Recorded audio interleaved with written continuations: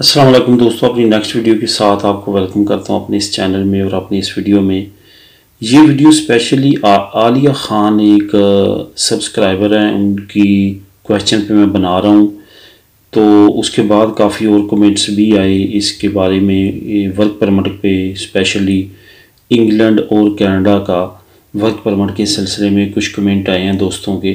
तो दोस्तों, जब आप लोग कमेंट्स करते हैं तो थोड़ा सा वेट कर लिया करें 24 घंटे का या इस तरह। उस पर मैं वीडियो बनाने के बारे में सोचता हूँ, उस पर सारी मैं चाहता हूँ कि A to Z सारी चीज़ें नॉलेज जो है वो मेरे पास हो आप लोगों के साथ शेयर करने के लिए। तो इस वीडियो में मैं थोड़ी सी डिटेल के साथ बात करूँगा। देखिए, यूके जब तक यूरोपीय यूनियन में था उस वक्त तक उसके रूल रेगुलेशन यूरोपीय यूनियंस के लिए और थे।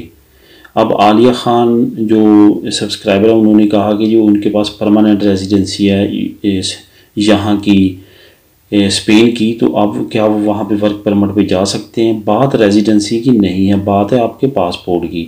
आपका पासपोर्ट पाकिस्तानी है, वो नॉन EU कंट्री है, इस वजह से उस पर रूल रेगुलेशन और होंगे। अगर आपके पास स्पेनिश पासपोर्ट आ जाता है तो आज भी आपके पास रूल आप पे और इम्प्लीमेंट होंगे और कल भी और होंगे। ब्रेक्सिट के बाद, ब्रेक्सिट से पहले भी है और हैं और उसके बाद भी और हैं।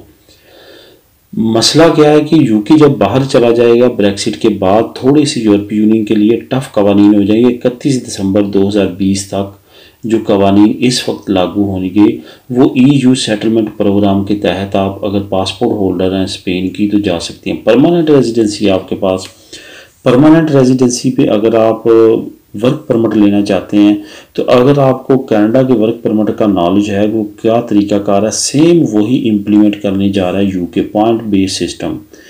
कनाडा में अगर आप वर्क परमिट जाते हैं तो आपके पास 68 पॉइंट होने चाहिए, 67 to 68 पॉइंट चल जाते हैं। लेकिन यूके ने 70 पॉइंट पे अपनी इमिग्रेशन रखी है वर्क परमिट पे। इस पे याद रखें कि यूके आने वाले वक्त में आइल्स भी लाजमी कर रहा वर्क परमिट के लिए। वर्क परमिट पे अगर आप वहाँ पे जाना चाहते हैं तो आपको आइल्स करना पड़ेगा। उसके साथ साथ वहाँ पे एम्प्लॉयर का अप्रूव्ड एम्प्लॉयर का वर्क परमिट चाहिए। इसके अलावा जो कोई भी फजूल बात करता है वो या तो आप कोई सिर्फ दिलजोई करने के लिए कर रहा है या सिर्फ और सिर्फ वो एजेंटबाजी में इस तरह कर रहा है। किसी को भी किसी तरह से भी अपनी पर्सनल मालूमात शेयर नहीं करनी और किसी तरह से भी माली तौर पे किसी को कुछ भी ना दीजिएगा, क्योंकि बाद में फिर मसले मसाइल होते हैं। कितने लोग जो हैं वो रो रहे हैं जिनको लूटा गया है ऑनलाइन स्पेशली, क्योंकि ओवर द डेस्क आप कुछ भी काम करते हैं आपको अगले बंदे की लोकेशन का कुछ भी इल्म नहीं होता, कोई भी कुछ भी कर सकता है। इस वजह से बी केयरफुल रहें ऑनलाइन जब भी आप हों, बहुत ज़्यादा एहतियात की ज़रूरत है। जो भी वर्क परमिट के लिए यूके में जाएगा आने वाले वक्त में वो इस नए पॉइंट बेस्ड सिस्टम पे जाएगा।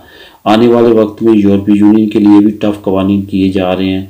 जो पासपोर्ट होल्डर होंगे यूरोपीय यूनियन में उनकी 90 दिन की फ्री एंट्री होगी, वो सैर के लिए जा सकेंगे लेकिन वहाँ पे काम नहीं कर सकेंगे।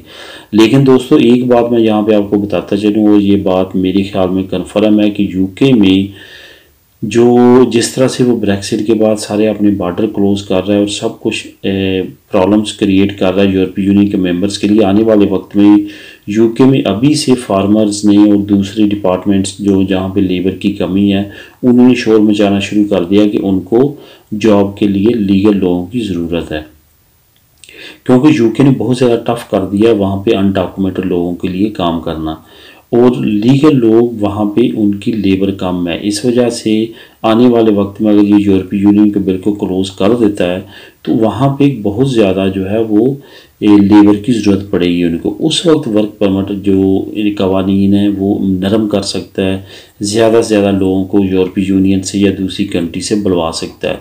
लेकिन फ़िलहाल उनके सर पे जिस तरह ब्रेक्सिट का भूत सवार है वो ज़्यादा से ज़्यादा सख्ती कर रहे हैं।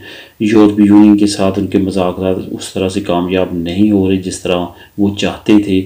इस वजह से वक्ती तौर पे यूरोपीय यूनियन के रहने वालों के लिए वो सख्तियाँ कर सकते हैं, लेकिन आहिस्ता आहिस्ता आने वाले वक्त में मज़ीद नरमियाँ होने की। दोस्तों, सन 1974 में भी इसी तरह यूके को ख्याल आया था कि शायद वो अकेला रह के ज़्यादा से ज़्यादा अपनी इकॉनमी को बूस्ट कर सकता है या ज़्यादा वो बन सकता है इस एरिए का बादशाह, लेकिन सिर्फ़ और सिर्फ 5 या 6 साल में उसको वापस यूरोपीय यूनियन में आना पड़ा था।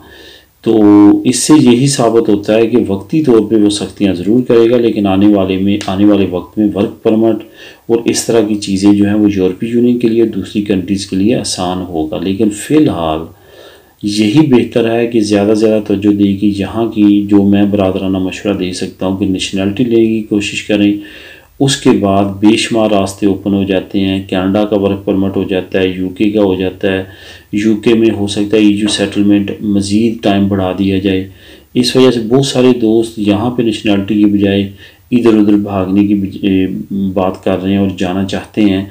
बेशक उनके सर्कमस्टेंसेस हो सकता है इसी तरह से हों, लेकिन ख्याली पुलाव पकाने की बजाय वहाँ पे बहुत सारे लोगों को मैं ऐसा जानता हूँ जो इस तरह बगैर स्टेटस के वहाँ पे गए हैं, वहाँ पे बहुत ज़्यादा मुश्किलात देखी हैं और वापस फिर यहीं पे आए हैं और अब यहाँ पे नेशनैलिटी की तैयारी धूमधाम से कर रहे हैं, बहुत ज़्यादा कोशिश कर रहे हैं अपने एग्ज़ाम पास करने में। तो यही बेहतर लाइला अमल है कि अपना नुकसान करने के बाद आपने वापस रिटर्न यहाँ पे आना है, एक थ्रू प्रॉपर चैनल लाइन पकड़ें और उस पर जाएँ। अगर कनाडा की मालूमात आपको वर्क परमिट की चाहिए, वो बहुत ईजी है, वो ऑलरेडी एक सारा प्रोग्राम मरतब है, वो तय है, वो चल रहा है। यूके का भी वो काम कर रहे हैं, ब्रेक्सिट की वजह से वर्क परमिट इशू करना या इस तरह वो काफ़ी ज़्यादा इस वक्त टफ हुआ है और यही हकीकत है। लेकिन कनाडा का जो प्रोसेस है वो ऑलरेडी एक थ्रू प्रॉपर चैनल चल रहा है। अगर कनाडा की स्पेशली आपको मालूमात चाहिए कनाडा के वर्क परमिट की, तो उस पर लाजमी कमेंट कीजिएगा। उस पर मैं एक अलहदा से वीडियो जो है आप लोगों के लिए बना दूँगा ताकि उससे आप लोगों को रहनुमाई मिल सके। क्योंकि काफ़ी दोस्त यहाँ से मेरे जानने वाले गए हैं जो कि कनाडा का वर्क परमिट ले गए हैं। यहाँ की कनाडा से विज़िट वीज़ा किस तरह लगवाना उसकी सारी मालूमात है। तो इस तरह की अगर मालूमात आपको चाहिए तो वो कमेंट कीजिएगा, वो भी इंशाल्लाह ताला मैं प्रोवाइड कर दूँगा। दोस्तों ठीक है, मिलते हैं अपनी नेक्स्ट वीडियो में। वीडियो काफ़ी लंबी हो रही है तो दुआ में याद रखिएगा। अल्लाह हाफिज़।